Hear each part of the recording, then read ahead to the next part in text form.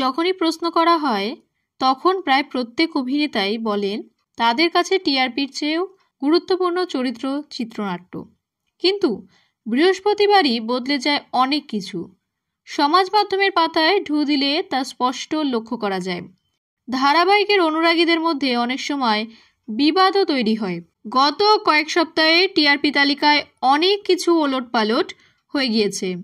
একটানা শীর্ষে থাকা জগদ্ধাত্রী অনেকটাই পিছিয়ে গিয়েছে। নতুনদের ভিড়ে পুরনোদের টিকে থাকার এক অন্য লড়াই শুরু হয়েছে।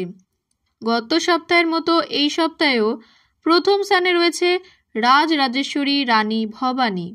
তার প্রাপ্ত নম্বর 7.1।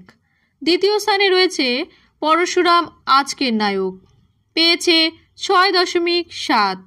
যদিও তৃণা সাহা এবং ইন্দ্রজিৎ বসু অভিনীত এই ধারাবাহিক শুরুর দিক থেকে প্রথম স্থানেই নিজেদের জায়গা ধরে রেখেছিল, কিন্তু আগের চেয়ে নম্বর কিছুটা কমেছে। যেমন চিরসখা অর্থাৎ স্বতন্ত্র কমলিনীর কাহিনী আগের চেয়ে অনেকটাই এগিয়ে এসেছে। চলতি সপ্তাহে তারা রয়েছে তৃতীয় স্থানে, পেয়েছে 6.4। আর চতুর্থ স্থানে রয়েছে জগদ্ধাত্রী, 6.3 পেয়ে অনেকখানি পিছিয়ে পড়েছে এই কাহিনী। যদিও এতদিনে যাই রদবদল হোক না কেন, হাড্ডাহাড্ডি লড়াইয়ে নিজেদের জায়গা কায়েম রাখতে সফল রাঙামতি তীরন্দাজ। তারা পেয়েছে 6.0।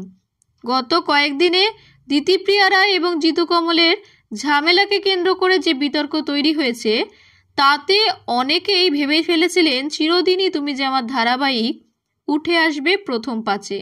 তা যদিও হয়নি, তবে লক্ষ্মী ছাপি ধারাবাহিককে পিছনে ফেলে স্লট লিডার হয়েছে এই ধারাবাহিক।